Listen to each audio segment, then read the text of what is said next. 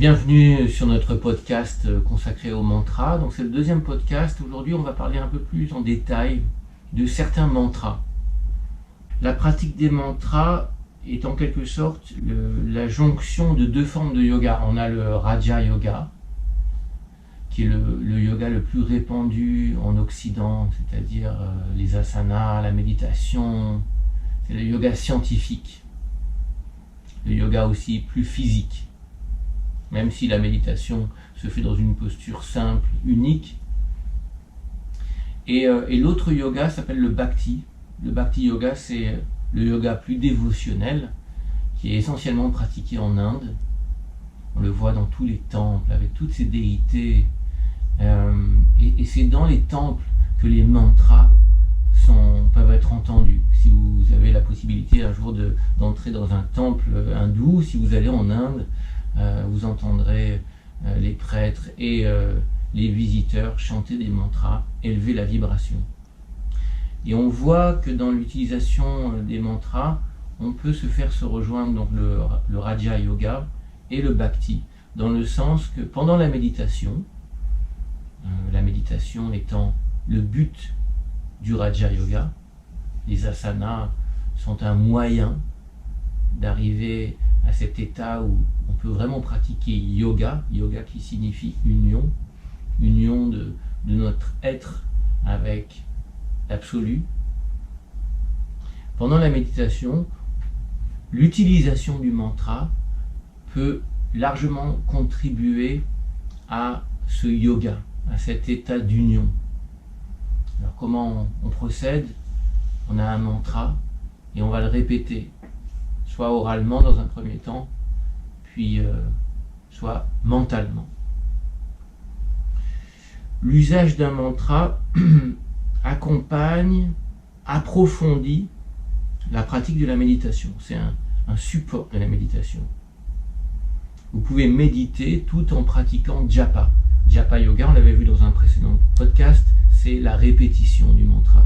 Répétition orale, répétition mentale. Et même répétition en écriture avec le Lipika Japa Yoga.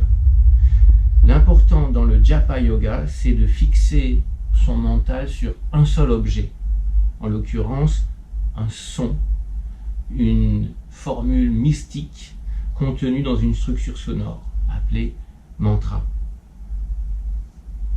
Aujourd'hui, nous étudions un mantra très particulier, un mantra simple, qui présente une énergie de transformation. C'est Om Namah Shivaya, qui est donc en lien avec la déité Shiva. Alors on va voir quels sont les attributs de cette déité et donc la vibration contenue dans ce mantra. Donc Shiva, c'est une divinité qui symbolise notre pouvoir de transformation. Et tout ce qui est de l'ordre de la destruction en nous de ce qui est néfaste, de ce qui est impur et qui a donc besoin d'être purifié, détruit pour laisser place au renouveau. Donc ce mantra va venir purifier le mental. En même temps, Om Namah Shivaya, c'est aussi, ça peut se traduire par je vois Shiva en toi, en vous. Et donc ça peut être considéré comme une marque de respect, une façon de saluer l'autre. Dans les communautés de yogis, dans les ashrams en Inde, on peut se saluer les uns les autres en disant Om Namah Shivaya, les mains en Namaskar Mudra devant le cœur ou une main sur le cœur. Ça se fait assez couramment en Inde. Donc, on peut ajouter que l'usage des mantras n'est pas un usage intellectuel. Si on répète un mantra et qu'intellectuellement on essaye de comprendre ce qu'on est en train de se dire, on passe totalement à côté de la pratique.